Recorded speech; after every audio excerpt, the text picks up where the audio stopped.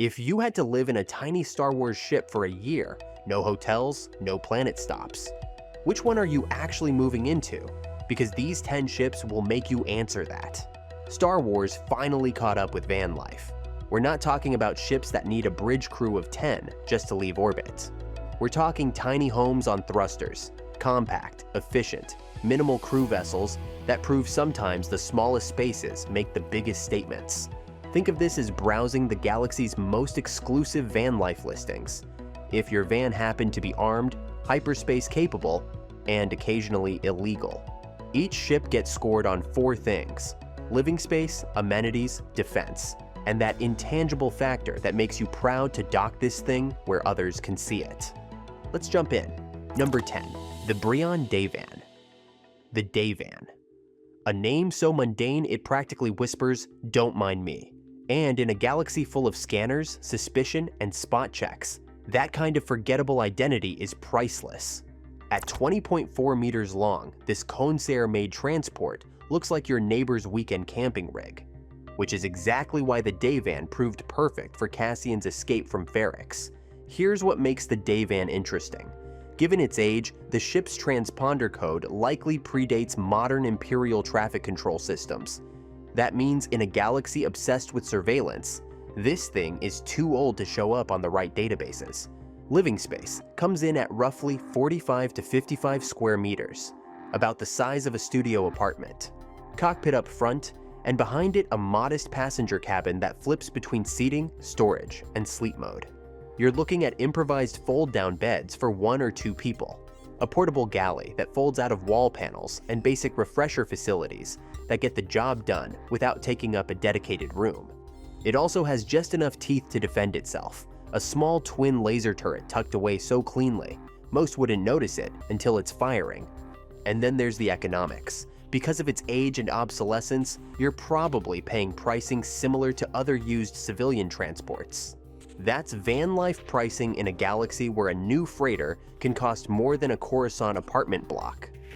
And in a galaxy where every port scan, every fuel stop, every customs checkpoint is another chance to get flagged.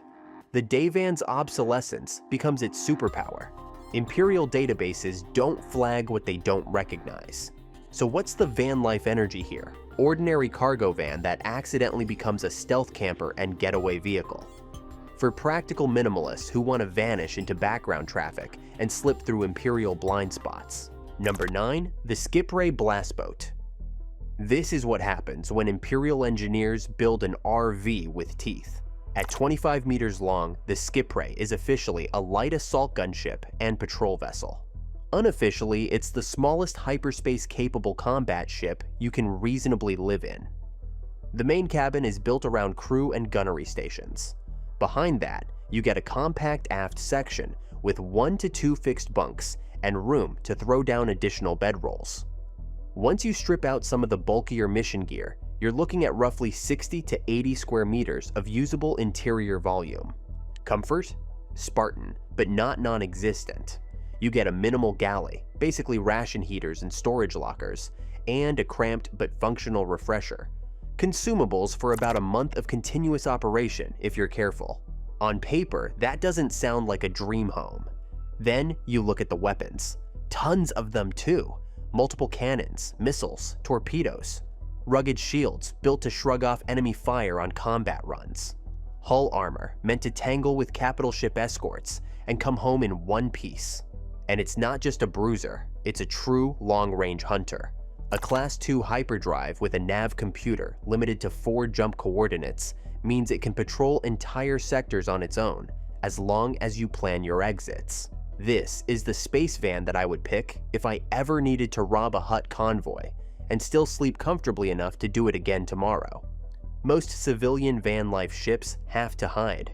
The Skipray just doesn't care. It can survive encounters that would turn a stock freighter into scrap. And the van life vibe here? This is the van for friends who want a road trip and cause straight ruckus. Number 8, the YT-1760 small transport. Corellian engineering's answer to a question nobody at corporate wanted to ask. What if we built a YT-1300 but made it sane? At 26.5 meters, it's only a couple of meters longer than the Skipray. but the interior blows past the day van, 70 to 90 square meters of living space, depending on cargo sacrifice. Think Falcon, but scaled for sanity. You still get the central living area, ring corridors, and forward cockpit, but everything is compressed. Compact bunks tucked into alcoves, a narrow but real galley, not just a ration heater. One shared refresher that everyone learns to schedule around. Crew of 2, passengers up to 8 if you all get along. The genius? It actually works for long-term habitation. You remember the Millennium Falcon's constant breakdowns? The YT-1760 keeps the YT's modularity and silhouette, but trends toward functional small freighter instead of barely held together miracle. The ship is estimated to carry 1 to 1.5 months of consumables, a single turret by default, plus hardpoints for whatever weapons your conscience, or lack of one, can justify. Adequate shields, decent speed. And the core YT selling point, everything is swappable. Every YT-1760 ends up telling its owner's story. Panels pulled off and wired with custom systems. Hidden compartments carved out of support spaces. Cargo bay reshaped into half workshop, half living room. Walk through Mos Eisley and you'll see them. Patched with armor, stripped for speed, all running on hope and duct tape. In van life terms, this is a Craigslist bus conversion with a suspicious history and infinite do-it-yourself potential. Perfect for tinkerers who want their home to be a lifelong project, not a polished product. Number 7. The HWK-290.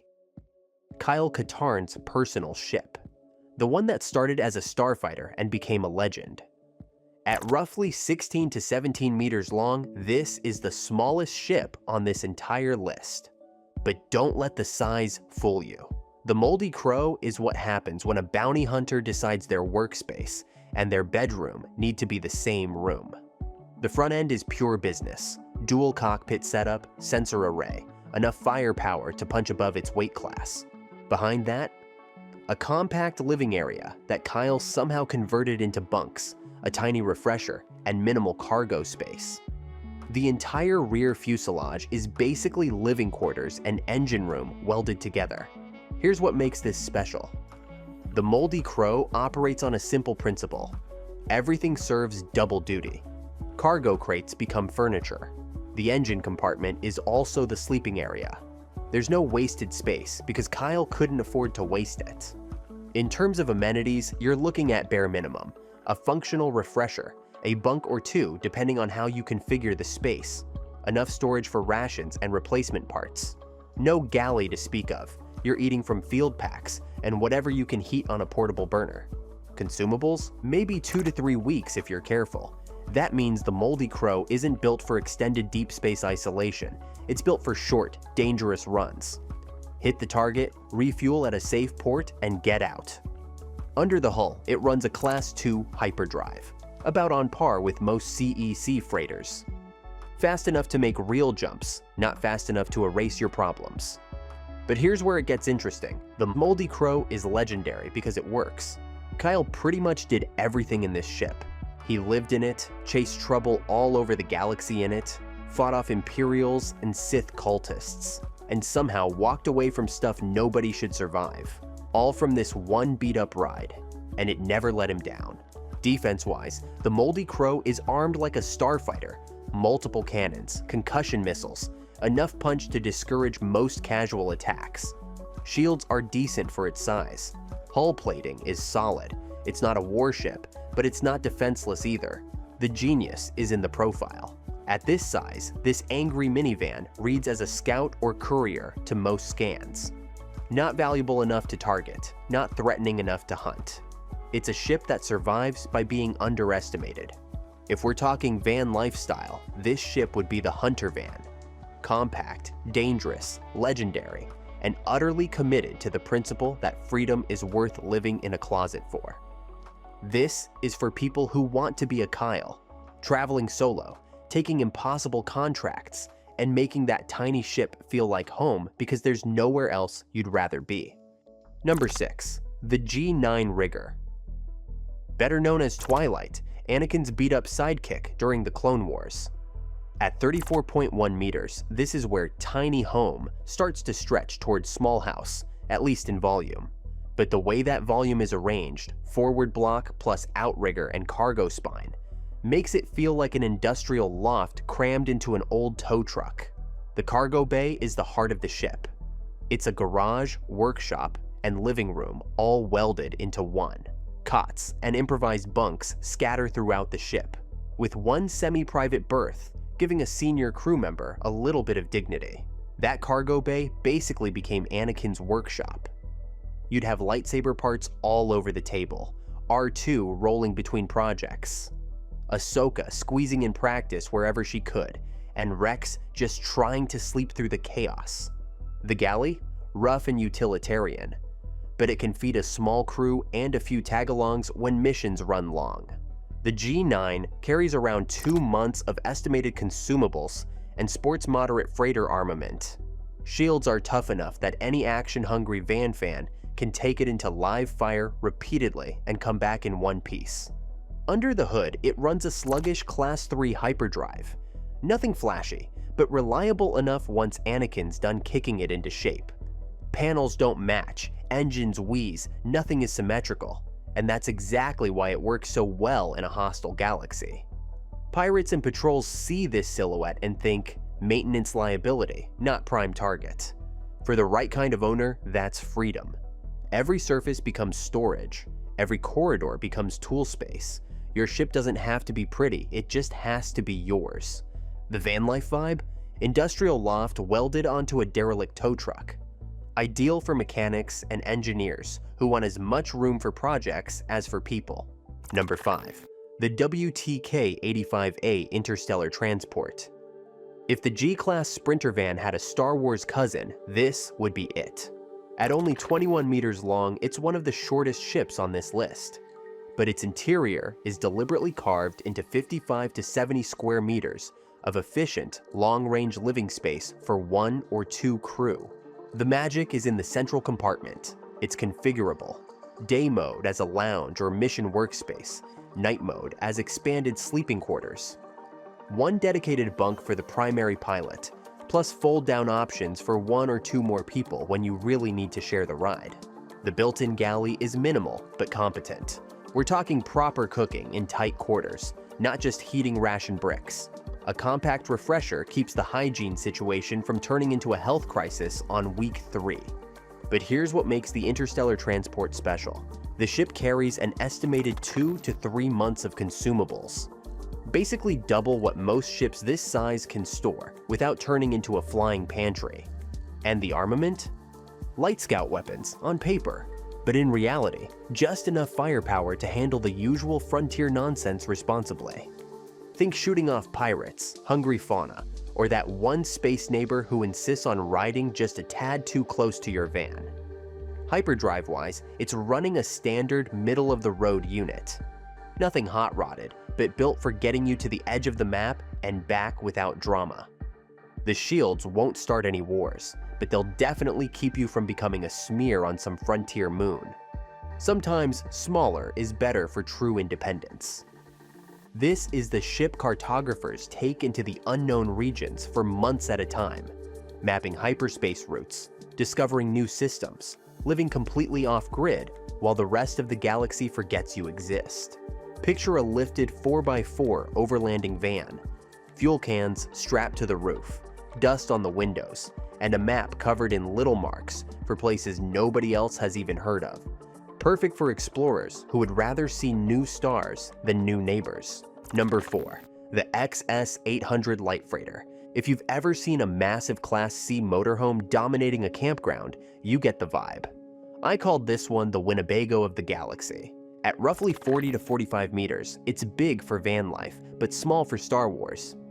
Inside, you're looking at 140 to 170 square meters of multi-deck living space, tuned for 2 to 3 crew and up to 8 passengers. The layout hits all the beats of a proper home. Recreational lounge where people actually want to spend time. Multiple private and semi-private cabins, so you're not all sleeping right on top of each other. A full galley, not just a corner kitchenette. Proper refresher facilities that feel more like a small apartment than a starfighter locker room. Up front, the bridge sits on a forward pod that detaches as an escape capsule in an emergency. Like a motorhome with its own eject button quietly built under the dash. Approximately 2 to 3 months of consumables. Forward, dual laser cannons and additional hardpoints for weapons. Shields rated stronger than most freighters in its class. Powered by a Class 3 hyperdrive. Solid, dependable, no surprises, and you get where you're going on schedule, every time. So if you want to do van life, but your heart really wants a tiny house, this ship lets you cheat. It feels more like a rolling home than a converted vehicle. It's ideal for small crews who want the freedom of movement without sacrificing the feeling of having real rooms. Number 3. The Fondor Haulcraft. On paper, it's just another mid-size cargo hauler. In practice, this ship was Luthen Rail's unassuming little problem for the Empire. To the ISB, it's a harmless mid-size cargo ship. To Luthen, it's a mobile safehouse, a stealth camper van, and the backbone of a galactic rebellion. At 25.8 meters, it's not much bigger than a skip ray on paper, but what's packed inside is anything but ordinary. This is James Bond's van life, Star Wars edition. The interior is tight, but deliberate. Cockpit feeds into a corridor, which leads to a main cabin with hidden compartments, a compact changing area, and Luthen's private quarters. Somewhere in that layout, a galley, a refresher, and just enough space for 2 or 3 additional passengers. Everything you need to disappear for months without touching a port you don't trust. But don't let the quiet design fool you. Beneath the veneer sits a monster. Dual laser arrays, retractable beam wings, countermeasure drones that shred TIE fighters like paper, stealth systems that ghost arrestor cruisers, navigation logic built to avoid trouble entirely, or fight through it when needed. And when the day's done, it's a minimalist floating bunker that turns back into a quiet home. For someone like Luthen Rail, that's exactly the point. Invisible. Until it absolutely isn't. Think of it as a gentleman spy's mobile panic room. It's for operators who want their home to be invisible until it absolutely cannot be. Number 2, the Onyx Cinder. Here's one of the newer ships in canon. The moment Skeleton Crew aired, this ship quietly joined the conversation as the Goonies RV of Star Wars. At about 55.1 meters, the Onyx Cinder is physically larger than most ships on this list. But the way that volume is used, 180 to 220 square meters broken into decks, compartments, and hideaways, screams found family van life. Interior-wise, it's chaos in the best way. Makeshift bedrooms in corners and alcoves. Full refresher facilities that manage the hygiene, needs of multiple kids, and the occasional adult. It's a ship that ended up being claimed bunk by bunk, the way kids take over a school bus on a long trip. One kid takes the upper alcove, another finds a hidden compartment that becomes their private space. Everyone gathering in the galley because that's where the food and the arguments happen. This isn't a formal Navy layout. Weapons aren't the star of the show here. Shields are adequate. The tech is weird, possibly tied to older or experimental hyperdrive systems. And whatever's going on under the hood, it makes the ship feel almost alive in how it steers their journey. The important part is emotional. The Onyx Cinder becomes home not because anyone wanted it to, but because circumstances and desperation forced that choice. And then the ship proved it could rise to the occasion. As a home, it's pure van life in space. A converted space school bus turned road trip RV, perfect for people who want that friends, chaos, and an unreliable but beloved vehicle kind of energy. Number 1, the Trailblazer. Star Wars finally built a ship that knows it's a van. At roughly 28 to 32 meters, KVS's Trailblazer sits right in that sweet spot. Bigger than a personal starfighter, but smaller than a freighter like the Falcon. But the key isn't its length. It's how every square meter is purposefully arranged for one thing: living on the road between jobs. Start at the offset cockpit. From there, you step into a central corridor that flows straight into a proper kitchen, counters, storage, cooking surfaces. Immediately adjacent, 3 shared bunks. Not a captain's suite, not a VIP stateroom, Just an honest, practical sleeping space for a small crew that knows they're in this together. Kay lives in this ship between heists, sleeping in those bunks, cooking actual meals in that kitchen, upgrading systems at the workbench, then walking down the ramp to pull the next job before coming home to the only space that's truly hers. Past that, you hit the workbench and cargo section. Tools, gear, and crates live here, leading down to the rear loading dock where jobs begin and end. And unlike most Star Wars ships, the Trailblazer does something crucial. It shows us an actual refresher, van life problems acknowledged. And while the essentials are covered, the Trailblazer doesn't stop there. Every major system, engines, shields, weapons, can be upgraded and customized. You can spec it towards speed, defense, or pure firepower, and the interior still functions as a home the whole time. This is the first Star Wars ship that fully embraces the van life fantasy on purpose. So what's the vibe? Think modern Sprinter van converted into a fully live-in overland camper, but in space and armed to the teeth. Built for scoundrels, freelancers, and anyone who wants to wake up with a new star, outside the viewport, and a new bad decision on the calendar. The E9 Explorer. Too big for the tiny theme, but literally designed for RPG parties to live on between adventures. 4 crew quarters, a proper lounge, and a layout that encourages storytelling. If your van life includes 3 friends, this is the ship you take. We also must not forget the Rogue Shadow, Starkiller's stealth nightmare. At around 65 to 70 meters, this isn't a home, it's a warship. It's got a cloaking device, a meditation chamber, a medical bay, and crew quarters that feel more like detention cells. Cool? Absolutely. But living here means your roommates are paranoia and the dark side. It's pure goth camper van energy.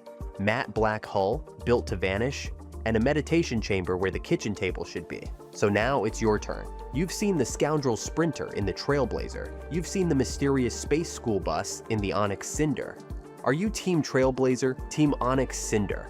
Or are you rolling the dice on something like the Fondor Hallcraft or Skipray? Drop your ship in the comments, and if there's a tiny home ship you think deserves its own deep dive, say, converting an ARC 170 into a full camper, tell me that too. If you enjoyed this tour through the galaxy's smallest livable spaces, hit like, subscribe, and ring that bell so you don't miss the next journey. Until next time, may your adventures always have the perfect view.